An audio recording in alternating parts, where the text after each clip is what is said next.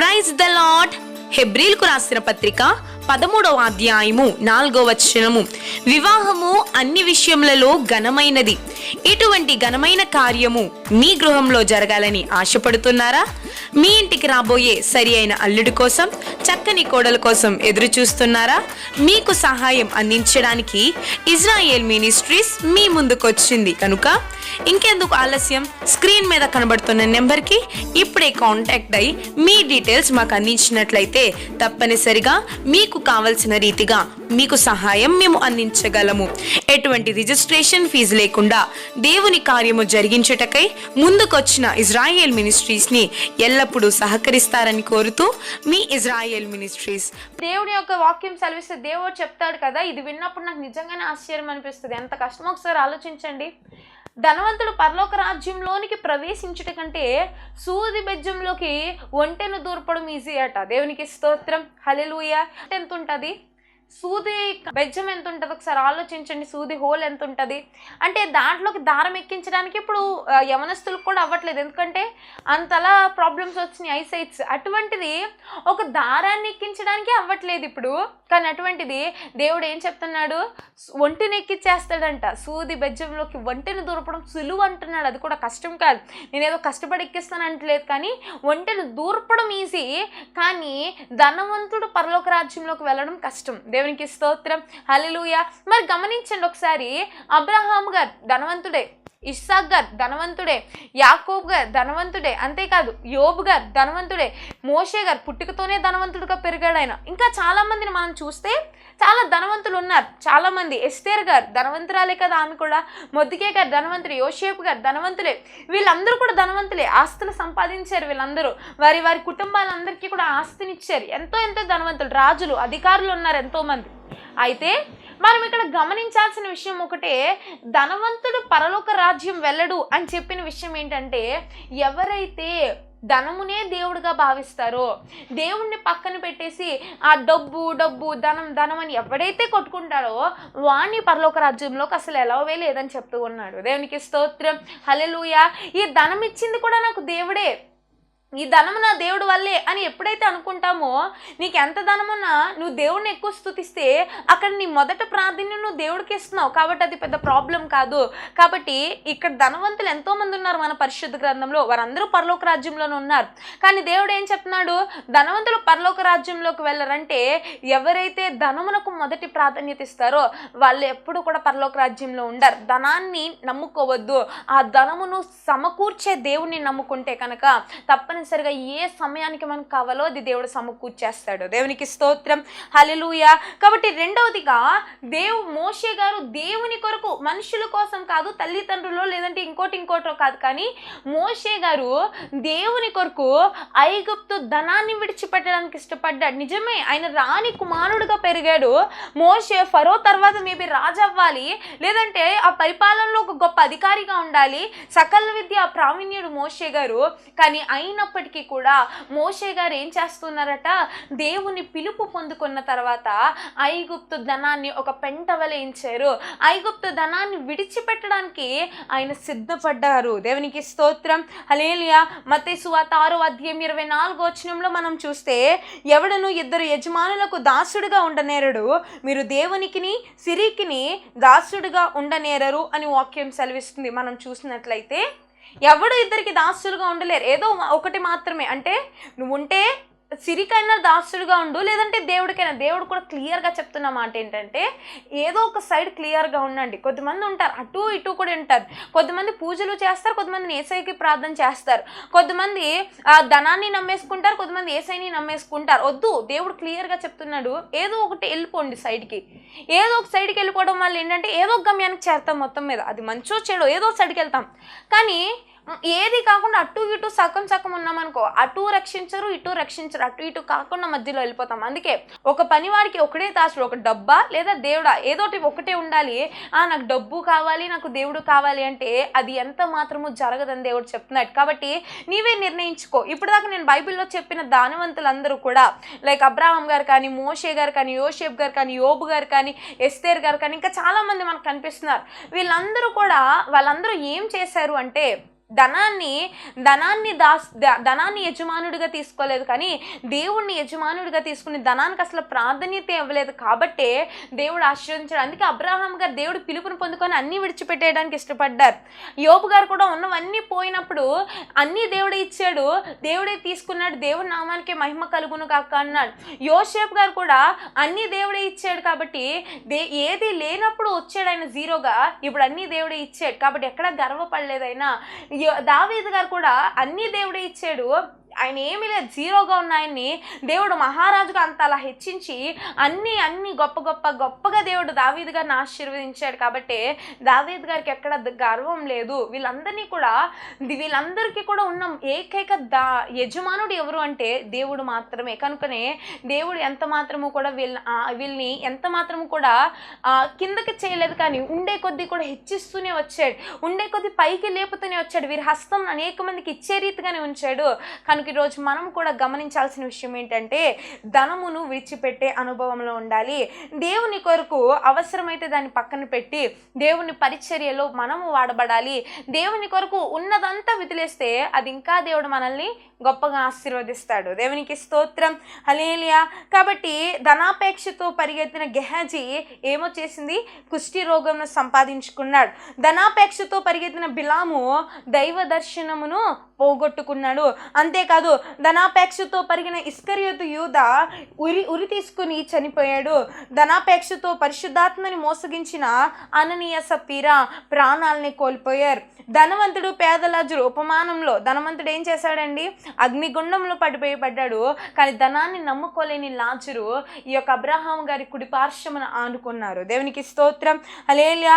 ధనమును నమ్ముకున్నవాడు ఈ రోజు కలిసి రేపైనా పాడైపోతాడు. కానీ మనం ఎవరిని నమ్ముకోవాలి, దేవుణ్ణి నమ్ముకుంటే కనుక ధనాన్ని కూడా ఆయనే సమకూరుస్తాడు. దేవునికి స్తోత్రం, హల్లెలూయా. ఇక మూడవదిగా మనం చూస్తే మోషే గారు క్రీస్తు విషయమైన నింద గొప్ప భాగ్యమని ఎంచుకున్నాడు. ఇది చాలా ఇంపార్టెంట్ పాయింట్. దేవుని కొరకు నింద గొప్ప భాగ్యమని ఎవరు ఎంచుకున్నారంటే ఇక్కడ మోషే గారు ఎంచుకున్నట్లుగా మనం చూస్తూ ఉన్నాం. ప్రియమైన దేవుని బిడ్డలారా, దేవుడు చెప్తున్న మాట ఏంటంటే దేవుని యొక్క పనిలో నింద వస్తుంది, దేవుని యొక్క పనిలో అవమానం వస్తుంది. సాఫీగా దేవుడి లైఫ్లో అస్సలు వెళ్ళదు. నువ్వు ఒక్కసారి యేసయ్యని నమ్ముకునిరా, నీ లైఫ్ అంతా కష్టాలే స్టార్ట్ అవుతాయి. చాలామంది చెప్పొచ్చు, నువ్వు యేసయ్యని నమ్ముకుంటే నీ బాధలు పోతాయి, నీ సమస్యలు పోతాయి అని చెప్పొచ్చేమో. నేనైతే అలా చెప్పను. ఖచ్చితంగా బాధలు వస్తాయి, బాధ రావాలి, శ్రమ రావాలి, శ్రమ వెనక మరలా శ్రమ రావాలి. ఆ శ్రమలో నుండే మరలా మనము మేల్మిలా మరలా తీయబడాలి. దేవునికి స్తోత్రం, హల్లెలూయా. ఆ బంగారానికి ఎప్పుడు విలువ వస్తుందంటే మట్టిలోంచి తీయగానే దానికి విలువ వచ్చేది, కానీ తీసి దాన్ని కాల్చాలి. కాల్చగా దానిలో ఉన్న చెత్త మలినం అంతా పోగా దానికి మరింత విలువ పెరగడం స్టార్ట్ అవుతుంది. అదే రీతిగా నువ్వు క్రైస్తవుడు అనిపించుకుంటే, నువ్వు నీటిలో ములిగి రక్షణ తీసేసుకుని పేరు మార్చుకున్నంత మాత్రాన నీకు విలువ వచ్చేది, కానీ నీవు కూడా శ్రమలలో నలగబడాలి. నలగబడిన ప్రతి శ్రమలో నుండి కూడా నువ్వు ఒక షేప్లోకి తయారవుతున్న ఒక్కొక్క ఆకారం వస్తుంది చూసారా, అది దేవుడికి ఇష్టంగా ఉంటుంది. దానిలో నుండి దేవుడు నిన్ను మరింతగా ఇష్టపడి నిన్ను మరింతగా దేవుడు ప్రేమించడం స్టార్ట్ చేస్తారు. దేవునికి స్తోత్రం, హల్లెలూయా. నింద 100 అన్నారు భక్తులు. ఎందుకంటే ఒక్క నింద వచ్చింది అనుకోండి దేవుడి కోసం, దేవుడి నిమిత్తమే. అలాని ఊరోళ్ళందరి విషయంలోకి వెళ్ళి తిట్టించుకోమని చెప్పట్లేదు, కానీ దేవుడి విషయంలో నువ్వేదో పరిచర్య చేస్తున్నావు, ఏదో వచ్చి నిన్ను అన్నారు, అది గొప్ప 100 కింద తీసుకోవాలి. 100 దీవెనలు నీ అకౌంట్లోకి వచ్చి పడతాయి. ఆమేన్. అంటే ఏదైనా ఒక విషయం వచ్చింది అంటే ఆ విషయాన్ని బట్టి నువ్వు బాధపడిపోక్కర్లేదు, కానీ దేవుడి విషయంలో ఒక్క నింద నువ్వు పడుతున్నావంటే, ఏదైనా నువ్వు పడుతున్నావంటే ఒక్క నిందకి 100 దీవెనలు దేవుడు నీ అకౌంట్లో వేస్తాడు. అకౌంట్లో అంతా పరలోక రాజ్యంలో స్టోర్ చేసి ఉంచుతున్నాడు. అంత కాస్ట్లీ ఇల్లు, అంత కాస్ట్లీ లైఫ్ నీకు ఉంటుంది, పైన అంత లగ్జరియస్ లైఫ్ ఉంటుంది ఖచ్చితంగా. కాబట్టి ఇప్పుడు ఏం చేయాలి, నిందను బట్టి కృంగిపోవద్దు. చాలామందిని చూస్తూ ఉంటాం, చర్చిలో ఎవరైనా ఏదైనా అన్నారనుకోండి, చర్చిని మార్చేస్తామండి. లేదంటే ఇంకొంతమంది అంటూ ఉంటారు, వాళ్ళు అలా అన్నారు కాబట్టి నేను ఇంకా ఇక్కడికి రాను, లేదంటే నేను ఈ పరిచర్య జోలికి రాను, లేదంటే పాట పాడను. ఎవరైనా ఏదైనా నవ్వారంటే నేను పాట పాడను, నేను ప్రార్థన చేస్తే వాళ్ళు అలా అనుకుంటాను, నేను ప్రార్థన చేయను. ఎవరి కోసమో మనం ఏది చేయకూడదు, కానీ ఒక నింద వచ్చిందంటే అది పర్లేదు, దేవా నీకు వందనాలు, నేనంటే నీకు ఇష్టం కాబట్టి 100 దీవెనలు నాకు వేయించావు ప్రభా, నీకు వందనాలు అని చెప్పి నువ్వు మరలా దేవుని స్తుతించడం స్టార్ట్ చేయకూడదు. మనం చెప్తా ఉంటారు చెత్త రీజన్స్ అని చెప్తాను నేను. ఎందుకంటే నువ్వు మనుషుల కోసం భక్తి చేయకూడదు. నువ్వు భక్తి ఎవరి కోసం చేయాలంటే దేవుడి కోసం. నీ భక్తి దేవుడికి మెచ్చే రీతిగా ఉండాలి, నీ భక్తి దేవుడికి ఇష్టకరంగా ఉండాలి తప్ప ఎంత మాత్రము కూడా అంగో వాళ్ళు ఎలా అనుకుంటున్నారు వీళ్ళు అలా అనుకుంటున్నారు అన్నట్లుగా మనం ఉండకూడదు. వాళ్ళు ఏమనుకుంటున్నా, నా తండ్రి నా కోసం ఏమనుకుంటున్నాడు, నా తండ్రికి నేను ఇష్టంగా ఉన్నానా లేదా, నా తండ్రికి నేను ప్రయోజనకరంగా ఉన్నానా లేదా, నా తండ్రికి దృష్టిలో నేను ప్రీతికరంగా ఉన్నానా లేదా అనేది మనం ఆలోచించుకోవాల్సిన విషయము. దేవునికి స్తోత్రం, హల్లెలూయా. కాబట్టి మూడవదిగా నింద గొప్ప భాగ్యం అని ఎంచుకున్నారు. మనం చూస్తే మత్తయి సువార్త 5వ అధ్యాయం 11-12 వచనంలో, మాథ్యూ చాప్టర్ 5 వర్స్ 11 and 12, నా నిమిత్తుల అంటే ప్రభువు నిమిత్తము జనులు మిమ్మను నిందించి హింసించి మీ మీద అబద్ధముగా చెడు మాటలలా పలుకున్నప్పుడు మీరు ధన్యులు, సంతోషించి ఆనందించుడి, పరలోకమందు మీ ఫలము అధికమగును అని ప్రభు సెలవిస్తూ ఉన్నారు. దేవునికి స్తోత్రం, హల్లెలూయా. దేవుడు చెప్తున్నాడు, నా నిమిత్తము మీరు నిందలు అనుభవించినా, మీరు హింస పొందుకున్నా, అబద్ధముగా చెడ్డ మాటలల్లా మీ మీద పడినా ఏం చేస్తాడంట, మీరు ధన్యులు, సంతోషించి ఆనందించుడి, పరలోకమందు మీ ఫలము అధికమగును. దేవునికి స్తోత్రం, హల్లెలూయా. మీకు స్టోర్ అని చెప్పాను కదా, ఆల్రెడీ అక్కడ అకౌంట్ ఉంటుంది మీకు. కాబట్టి ఈ లోకంలో మీ అకౌంట్లో మనీ పడవచ్చు పడకపోవచ్చు, కానీ ఆ అకౌంట్లో మాత్రం ఇక్కడ ఎవడైనా మిమ్మల్ని దేవుడి విషయంలో నిందిస్తే, హింసిస్తే, మీ మీద ఏదో చెడ్డ మాటలల్లా పలికినప్పుడు, మీరు చెయ్యలేని ప్రతిదీ కూడా లేనిపోయిన నిందలన్నీ మీ మీద వేస్తున్నప్పుడు ఆ అకౌంట్లో మీ పరలోక రాజ్యంలో మీ ఫలం ఏమైపోతుందంట, అధికమైపోతుంది, డబల్ అయిపోవడం స్టార్ట్ అవుతుంది. దేవునికి స్తోత్రం, హల్లెలూయా. చూడండి, మనందరికీ తెలుసు హోసన్ గారు ఆయన ఒకానొక సందర్భాన్న గృహ సువార్తలకు వెళ్ళినప్పుడు ఒక ఆమె ఇంటికి వెళ్ళినప్పుడు ఆవిడ బలవంత పెట్టిందని పాస్టర్ గారు భోజనం చేస్తేనే కానీ పంపించినాను, అమ్మ వద్దమ్మా అని చెప్పినా కూడా ఆమె చెప్పింది, లేదు మీరు ఖచ్చితంగా భోజనం చేయాలన్నప్పుడు సరే అని చెప్పేసి కూర్చోపెట్టి భోజనం వడ్డించగానే అక్కడికి తన భర్త వచ్చాడంటే అప్పుడు అదే టైంకి వచ్చి, చిచ్చి ఈ పాస్టర్లకి ఎప్పుడు పని ఉండదు, ఏదో ఇంటి మీద పడి తినడమే, లేదంటే అదే అని చెప్పేసి ఇష్టం వచ్చినట్టు మాట్లాడేశాడు. పాపం ఏసన్ గారు ఎంత మాత్రం లేగలేదు, ఏం మాట్లాడలేదు, అలా తగ్గించుకుని అలా ఉన్నప్పుడు చిచ్చి ఎంత అన్నా కూడా సిగ్గులేదని చెప్పేసి ఆ తింటున్న ఆ యొక్క ఆకు దగ్గరకు వచ్చి ఉమ్ము వేసేసి వెళ్ళిపోయారట. ఉమ్ము వేసినప్పుడు సాధారణంగా ఈ లోకంలో ఎంత గొప్ప ప్రీచర్స్ అయినా, ఎంత గొప్పగా బోధించేసే వాళ్ళైనా ఇమ్మీడియట్గా అక్కడి నుంచి లెగిసిపోతారు, ఎటువంటి వారైనా సరే. ఎందుకంటే ఆ కాల సేవ వేరు, ఈ కాలం సేవ వేరు పూర్తిగా. ఆ కాల సేవ ఎలా ఉన్నదంటే అవసరమైతే పరిస్థితి ఏదైనా దేవుడి కోసం చావా బ్రతక అంటారు. ఈ కాలం సేవ అంతా లగ్జీరియస్ అయిపోయింది మొత్తం కదా. ఏసీలు ఉంటేనే కానీ ఆ చర్చిలకి రాలేని విశ్వాసులు వచ్చేసారు, లేదంటే ఆ రకరకాల పాస్టర్స్ ఏంటి, విశ్వాసం ఏంటి, క్రైస్తవ్యమే మొత్తం మారిపోతూ వస్తూ ఉంది. అయితే ఆ కాలంలో ఏసాన్ గారు ఏం చేశారంటే చక్కగా ఆ ఉమ్ము వేసినప్పుడు ఆ పరిస్థితులు ఎవరైనా ఉంటే లెగిసిపోవడమో, లేదంటే కనీసం ఎంత తగ్గించుకున్నా మాట్లాడకుండా వచ్చేయచ్చు, కనీసం లెగిసిపోయి. కానీ ఏసన్న గారు ఏం చేశారంటే ఉమ్మును లాక్కుని అన్నంలో కలుపుకుని తిన్నారంట. తిన్నప్పుడు అంతా చూసినప్పుడు సరే ఏసన్న గారు తినేశారు, వెళ్ళిపోయారు సైలెంట్గా. వెళ్ళిపోయినప్పుడు ఇతను అడుగుతున్నారంటే, నువ్వు అసలు ఏ చర్చికి వెళ్తున్నావు, నేను కూడా వస్తాను పది ఆదివారం నుంచి. దేవునికి స్తోత్రం, హల్లెలూయా. ఏసన్న గారు ఒక్క మాట మాట్లాడలేదు, అయ్యా ఇలా కాదు అలా కాదని ఏం బోధించలేదు. ఆయన జస్ట్ చేసిన పనిని అది తప్పు అని ఆయన కలుపుని తినడం ద్వారానే ఆయనకు అర్థమైపోయింది. వెంటనే మార్పు వచ్చేసింది. వెంటనే ఆయన చెప్పారంట, ఆయన ఏదో రెండు బియ్యం బస్తాలు వేసుకుని తీసుకొస్తే ఇంకో రెండు ఉమ్ములు వేసినా బాగుండేది, ఇంకో 2 బియ్యం బస్తాలు వద్దును, ధాన్యం బస్తాలు వద్దును అని చెప్పేసి అన్నారంట. అంటే ఇప్పుడు ఏసన్న గారు చేసిన పనిని బట్టి ఏమొచ్చేసింది, అదొక అవమానమే, అది ఎంత దారుణమైన అవమానం అంటే తింటున్న ఆ యొక్క ఆకులో ఉమ్ము వేయడం అంటే అది భయంకరమైనదే. కానీ అయినప్పటికీ నిందించాడు, హింసించాడు, అనేకమైన బాధలు అక్కడ ఉన్నాయి. కానీ అయినప్పటికీ కూడా చిరాకు పడకుండా, ఇబ్బంది పడకుండా అక్కడ ఒక రీతికి ఒక మాదిరి అయిన చూపించి వచ్చేసాడు అంతే. వెంటనే ఒక కుటుంబంలోనే ఒక గొప్ప మార్పు వచ్చేసింది. అతను మళ్ళీ ఆదివారం నుంచి అతను ప్రార్థనకు వచ్చేయడం స్టార్ట్ చేశాడు, దేవుని స్తుతించడం స్టార్ట్ చేసేసాడు. నింద వంద. కాబట్టి ఒక నింద మీ మీద పడిందంటే, ఒకటి ఏదైనా మీ మీద పడిందంటే, అబద్ధ మాటలన్నా మీకు అన్నారంటే ఖచ్చితంగా మీరు గుర్తుపెట్టుకోండి, పరలోకంలో మీ ఫలము అధికమైపోతుంది. దేవునికి స్తోత్రం, హల్లెలూయా. మరి మనం చూస్తే మత్తయి సువార్త 1వ అధ్యాయం 18వ వచనంలో యేసు తల్లి అయిన మరియా యోసేపునకు ప్రదానము చేయబడిన తరువాత వారి ఏకము కాకమునిపే ఆమె పరిశుద్ధాత్మ వలన గర్భవతిగా ఉండెను అని వాక్యం సెలవిస్తుంది. ఇక్కడ మనం చూస్తే యేసు ప్రభువారు పుట్టక మునుపు, అంటే ఆమె గర్భం ఇంకా అవ్వక మునిపే యోసేపు గారికి మరియమ్మ గారికి నిశ్చితార్థం జరిగింది, ప్రదానం జరగడం జరిగింది, ఎంగేజ్మెంట్ అయిన తర్వాత వివాహం కూడా కాలేదు, ఇంకా వారు ఏకమలేదు. అయినప్పుడు ఒకానొక సందర్భాన్న దేవదూత చెప్తుంది, ఏమనంటే గాబ్రియల్ దూత చెప్తుంది, నువ్వు గర్భవతి అయ్యో, పరిశుద్ధాత్మ దేవుని ద్వారా నువ్వు గర్భవతి అయ్యో, నీ గర్భంలో నుండి లోకరక్షకుడు రాబోతున్నాడు అని చెప్పారు. ఈ విషయం యోసేపు గారికి కూడా తెలిసిన వెంటనే యోసేపు గారు అనుకున్నారు, ఈవి నుదిలేదాము ఇంకొద్దు అని.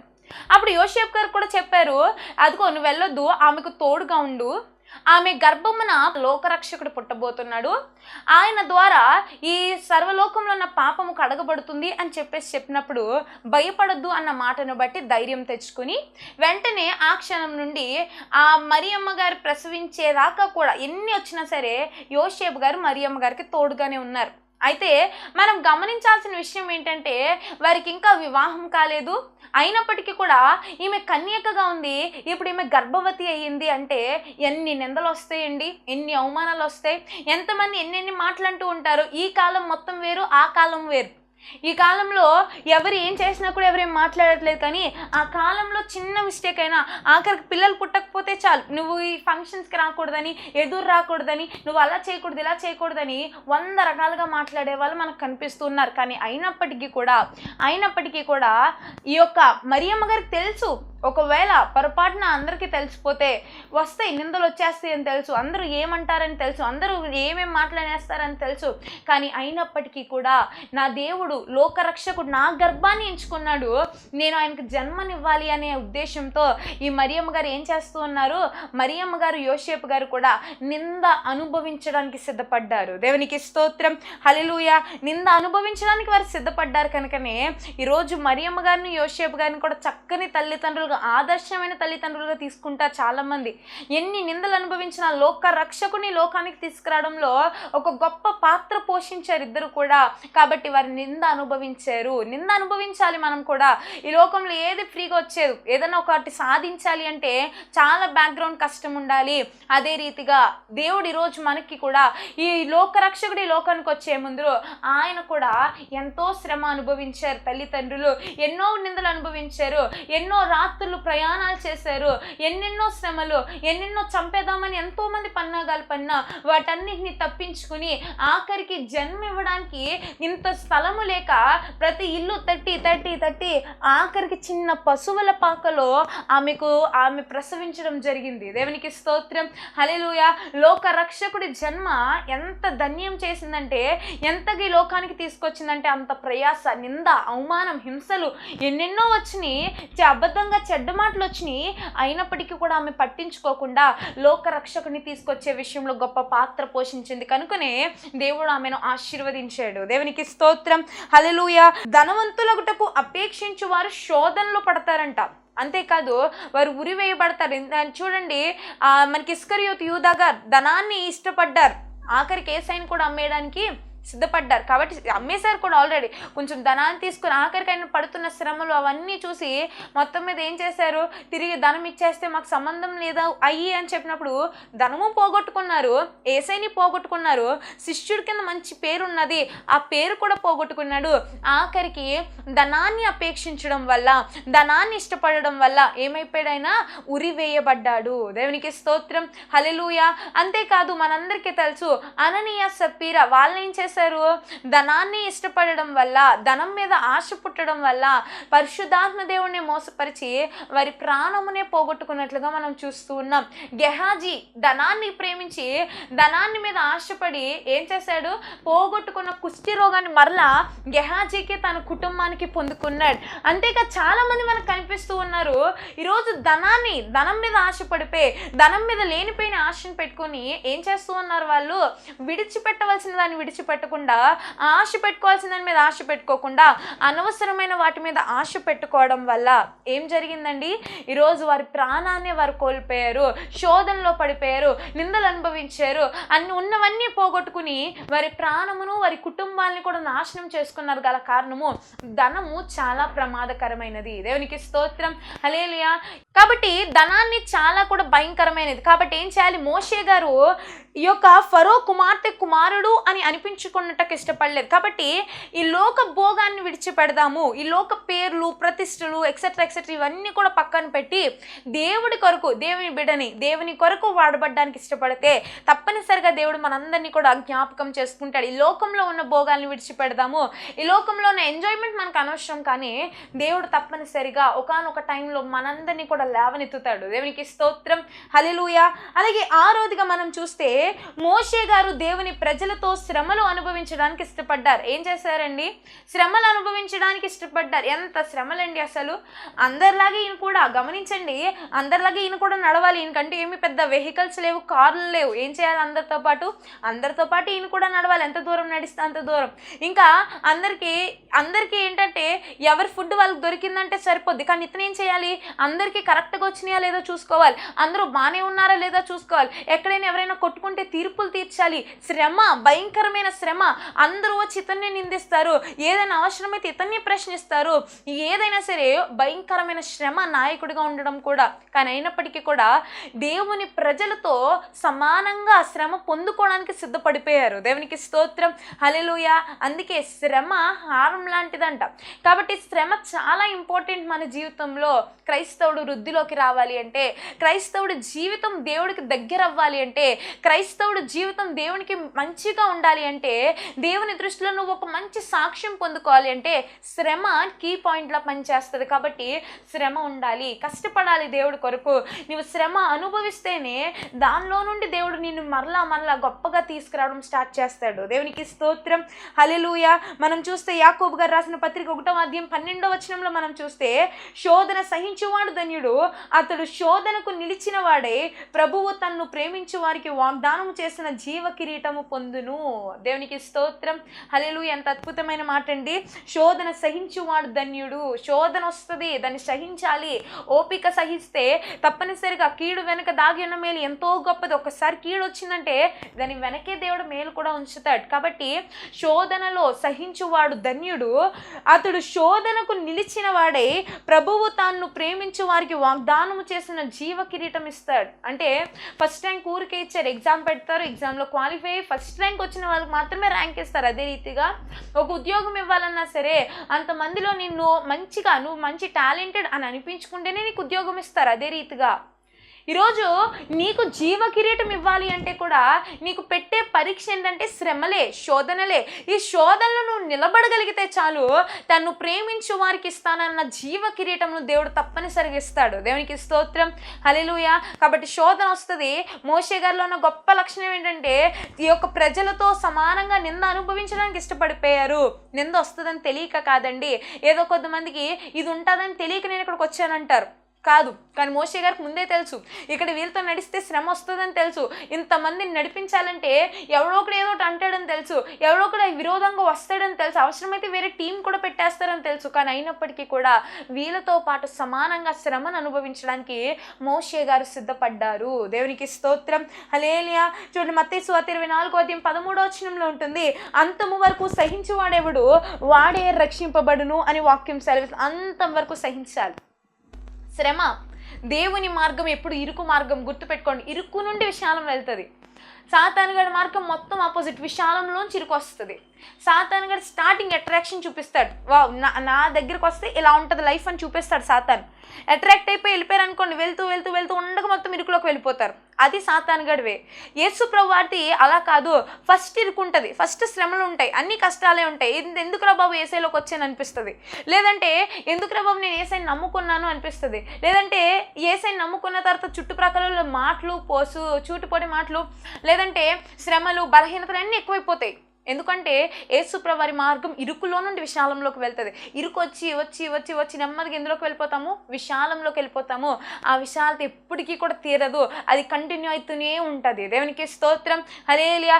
ఎవడు రక్షింపబడతాడంటే అంతము వరకు సహించాలి, ఆఖరికి ఎండ్ పాయింట్ వరకు కూడా సహిస్తూనే ఉండాలి. శ్రమ వచ్చిన ప్రతిసారి మీరు ధైర్యం చెప్పుకుని నిలబడగలిగితేనే, అంతము వరకు సహించగలిగితేనే మీరు రక్షించబడగలుగుతారని దేవుడు చెప్తున్నాడు. కాబట్టి మోషే గారు ప్రజలతో శ్రమ అనుభవించడానికి, ఆయన ఓపికతో సహించడానికి, ఆ శోధన అనుభవించడానికి సిద్ధపడ్డారు. కనుక ఈరోజు మనం కూడా మోషే గారి లాగా ఈ శ్రమ అనుభవించడానికి సిద్ధపాటు కలిగి ఉండాలి. ఇక ఏడోదిగా మోషే గారు దేవుడిచ్చే గొప్ప బహుమానముపై దృష్టి ఉంచారు. ఏం చేశారండి? గొప్ప బహుమానం. నిజమే, ఈరోజు మీరు స్తుతులు చెల్లించారంటే మా డాడీ ఎప్పుడు కూడా చెప్తా ఉంటారు, మీరు ఎంత ప్రయాసపడితే దానికి పిల్ల వడ్డీతో సహా దేవుడు తిరిగి ఇచ్చేస్తాడు. కాబట్టి ఏడవదిగా మనం చూస్తే దేవుడిచ్చే గొప్ప బహుమానముపై దృష్టి ఉంచినట్లుగా మనం చూస్తున్నాం. దృష్టి ఉంచారు ఆయన.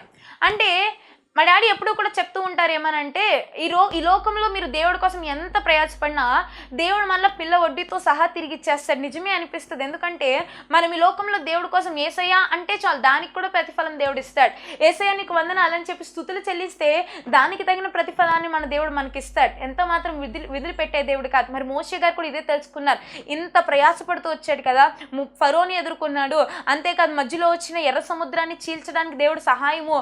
అంతేకాదు అక్కడి నుంచి ఈ యొక్క ఆఖరి వరకు కూడా మొత్తం ప్రయాణం అంతట్లో కూడా మోషే గారు ఉన్నంత వరకు కూడా ఆయన ఎంతైతే శ్రమ అనుభవించారో, ఎంతైతే ప్రజలతో ప్రయాసపడ్డారో, ఎంత అలా అయితే ప్రయాసపడ్డారో, 40 రోజులు ఉపవాసాలు ఉండిపోయి ఆ పర్వతం మీదకి ఎక్కి ఎంతగానో దేవుడితో పోరాడాడో, ఎంతగా ప్రయాసపడ్డాడో ఆయనకు తెలుసు. ఆయన దేనికోసం ఎదురు చూస్తున్నారంటే దేవుడిచ్చే గొప్ప బహుమానంకై ఎదురు చూస్తున్నారు. ఈరోజు మీరు ప్రయాసపడండి, శ్రమ పడండి దేవుడి కోసము. తప్పనిసరిగా ఒకానొక దినాన దేవుడు సాక్ష్యం ఇస్తాడు. మరి దేవుడు మోషే గారికి ఇచ్చిన గొప్ప బహుమానం ఏంటో తెలుసా? గొప్ప సాక్ష్యాన్ని దేవుడు ఇచ్చేసాడు. ఏం సాక్ష్యం అండి? మోషే దేవుని నా ఇల్లంతటిలో కూడా మోషే నమ్మకమైన వాడు. ఆమేన్. ఈరోజు నేను కూడా ఇటువంటి సాక్ష్యం పొందుకోవాలి అంటే మనము కూడా ఈ మోషే గారిలో ఉన్న 7 లక్షణాలు కలిగి ఉన్నాము. తప్పనిసరిగా తన కార్యము దేవుడు మనందరి జీవితంలో జరిగించును గాక. ఆమేన్. చిన్న ప్రార్థన, కళ్ళు మూసుకున్నట్లయితే. శరణతుడా, మహోన్నతుడా, మసకల ఆశీర్వాదమునకు కారణభూతుడైన మా ప్రియ పరలోకపు తండ్రి, దేవానికి వందనములు, స్తుతులు, స్తోత్రములు. ప్రభువా, నీ బిడ్డల్ని మీరు జ్ఞాపకం చేసుకోండి. ఈరోజు మీరు ఒక గొప్ప సాక్ష్యం రావాలి అంటే దాని వెనక పడాల్సిన ప్రయాసం అంతా కూడా మీరు బోధించారు ప్రభువా. మోషే గారు 7 విషయాలు కూడా ప్రభువా మీరు మాకు అందించారు. నీకు వందనములు ప్రభువా. ఈరోజు మేము కూడా అటువంటి గొప్ప సాక్ష్యము పొందుకొనుటకు ప్రభువా ఈ 7 లక్షణములు మా జీవితంలో అమలు పరుచుకుంటూ ప్రభువా మీరు ఇచ్చే దీవెనలు, ఆశీర్వాదములు, మరి ముఖ్యంగా మీ దగ్గర నుంచి వచ్చే గొప్ప సాక్ష్యము కొరకు నిరీక్షణ కలిగి ఎదురు చూస్తూ మీ దగ్గర నుంచి వచ్చే దీవెనల కొరకు తన్నేను మేము కనిపెట్టే భాగ్యమును మాకు దయచేయండి. వాక్యమైన ప్రతి బిడ్డని, నన్ను అందరినీ మీరు జ్ఞాపకం చేసుకుని ప్రతి బిడ్డతోని మీరే స్వయంగా మీరు మాట్లాడారని మేము నమ్ముతున్నాం. ప్రతి ఒక్కరిని మీరు జ్ఞాపకం చేసుకుని దీవించి తగిన ప్రతిఫలము ప్రతి బిడ్డకిని అనుగ్రహించమని నజరేయుడైన యేసు నామములో అడిగి వేడుకొనుచున్నాము మా పరమ తండ్రి. ఆమేన్. ఆమేన్. ఈ వాక్యమును మీ అందరికీ కూడా వందనాలండి. ఇజ్రాయెల్ మినిస్ట్రీస్ని ప్రోత్సహిస్తున్న మీ అందరికీ కూడా ప్రత్యేకమైన వందన మరణాతులు. Praise the Lord. Praise the Lord. అందరికీ మరణాతండి. ఇజ్రాయెల్ మినిస్ట్రీస్ అనే కార్యక్రమాన్ని వీక్షిస్తున్న మీ అందరికీ మా హృదయపూర్వకమైన వందన మరణాతులు. ఈ వర్తమానములు మీకు ఆశీర్వాదకరంగా ఉన్నట్లయితే మా కొరకు, మా పరిచర్య కొరకు ప్రతిదినము మీ అనుదిన ప్రార్థనలో జ్ఞాపకం చేసుకోండి. అలాగే దేవుని యొక్క ప్రేరేపణను బట్టి స్క్రీన్ మీద కనబడుతున్న నెంబర్కి ఫోన్పే కానీ గూగుల్ పే కానీ చేసి ఈ పరిచర్యను ఇంకా ముందుకు కొనసాగించాలని కోరుకుంటున్నాం. ఎందుకంటే ఇలాగే అనేకమైన వర్తమానముల ద్వారా ప్రతిరోజు మీ ముందుకు రావాలని మేము ఆశపడుతూ ఉన్నాము. అనేక మందిని బలపరచాలి అని మేము ఆశపడుతున్నాం. కనుక మీ చిన్న సహకారము అనేకమైన ఆత్మల్ని రక్షించడానికి సహాయపడుతుంది. కనుక మీరందరూ కూడా దేవుని యొక్క ప్రేరేపణను బట్టి మీ సహాయ సహకారాలు అందించగలరు అని మేము కోరుకుంటూ ఉన్నాం. మీ ప్రార్థన అవసరతల కొరకు స్క్రీన్ మీద కనబడుతున్న నెంబర్కి ఫోన్ చేయండి. తప్పనిసరిగా మీకోసం ప్రత్యేక ప్రార్థనలు చేయబడతాయి. దేవుడు మిమ్మల్ని, మీ కుటుంబాన్ని దీవించునుగాక. మీరు కలిగి ఉన్న ప్రతిదాన్ని దేవుడు ఆశీర్వదించునుగాక. ఆమేన్. ఆమేన్.